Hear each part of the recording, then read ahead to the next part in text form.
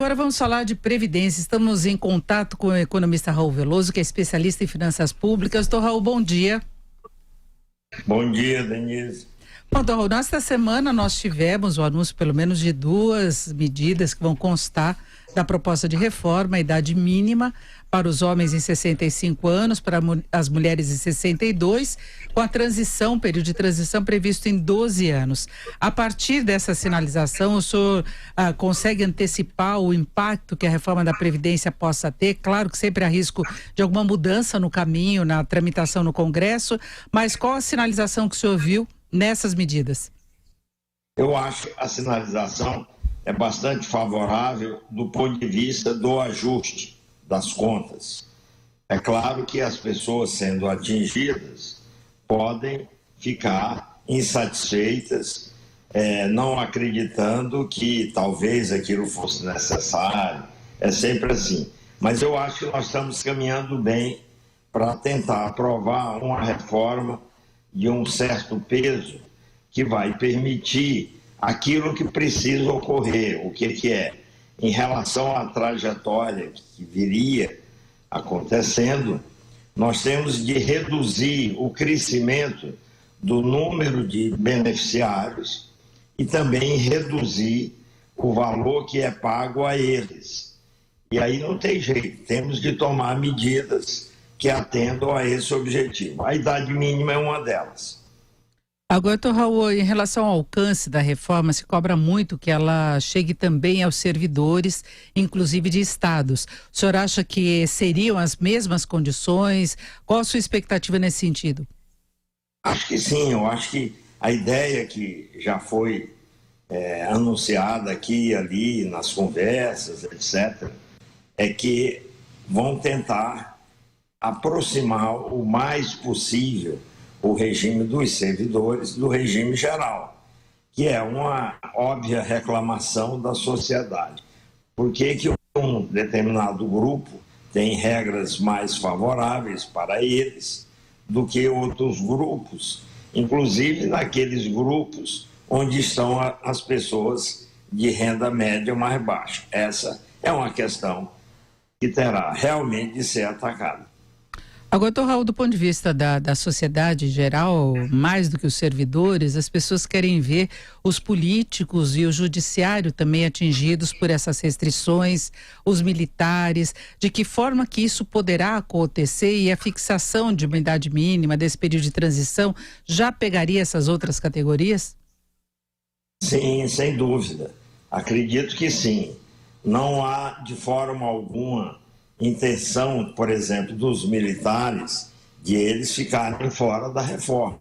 Até porque hoje eles estão novamente muito próximos do poder. E aí vem a questão do patriotismo, que normalmente é algo que marca a sua atuação, e da necessidade de dar o exemplo. Juiz é a mesma coisa, não vão poder ficar fora. Grupo nenhum vai poder ficar fora de alguma forma. É claro que, conforme as características de cada grupo, as medidas podem ser diferenciadas, mas que terão ajustes e que ninguém escapa do ajuste. Eu acho que isso hoje é uma coisa tranquila. Agora, doutor Raul, é importante que se passe para a sociedade a importância que a reforma vai ter para as finanças públicas e para o andamento da economia em geral, porque é uma situação deficitária e preocupante que deixa a economia brasileira mais vulnerável e mesmo com a reforma não se terá um resultado imediato, não é? Não vamos deixar os rombos imensos das contas para trás de uma hora para outra.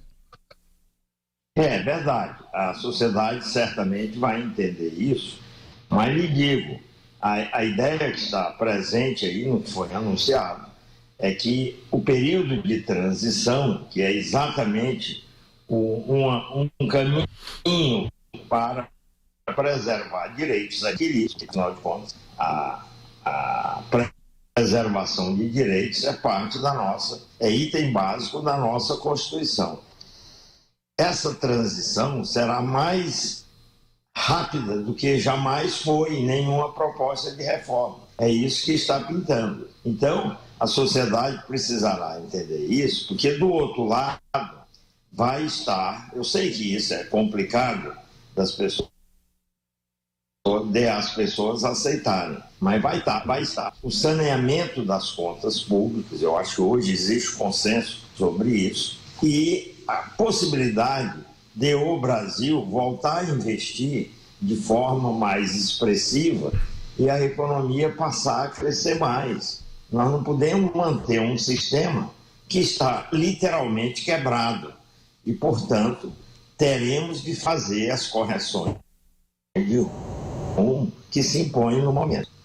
Bom, e para fechar, mas eu acho que vale até ressaltar um ponto que o senhor colocou aí, que é muito importante, essa questão da transição, porque desde que se falou nessa idade mínima, as pessoas já voltaram a perguntar muito, então, como é que é fácil? Eu vou ter que esperar até os 65 anos, homem, 62 mulheres, e não é exatamente assim, vai ter um período a mais a ser trabalhado e de contribuição para se chegar à aposentadoria, né?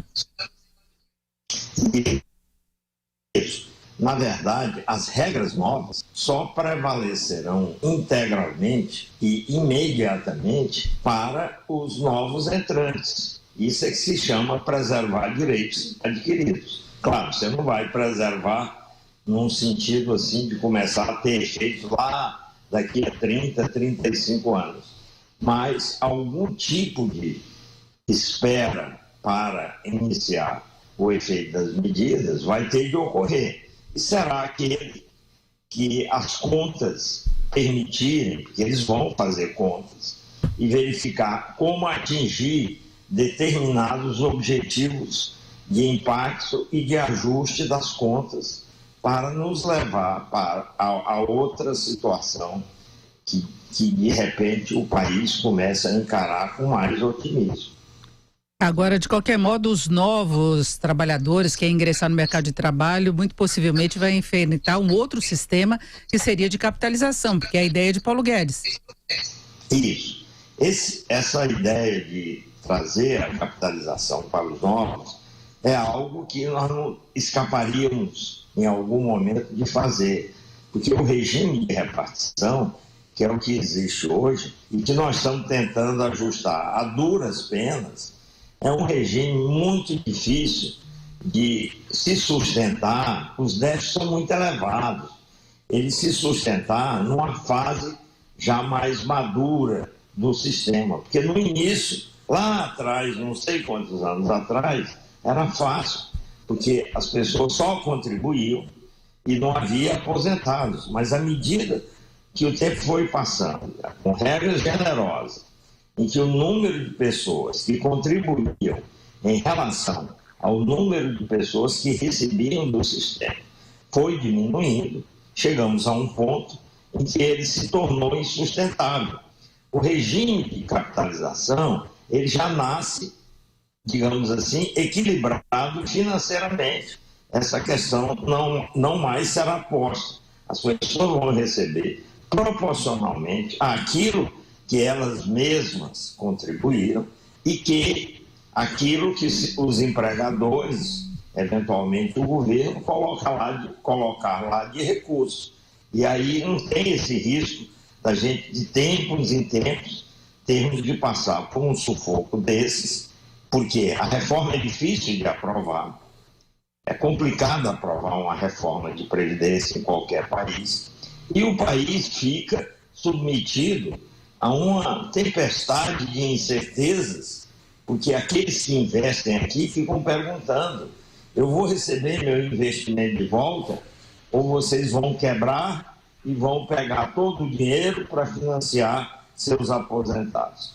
Essas perguntas precisam deixar de existir para a gente ir mais rápido para frente. Afinal de contas, nós temos filhos para empregar e muitas bocas para alimentar.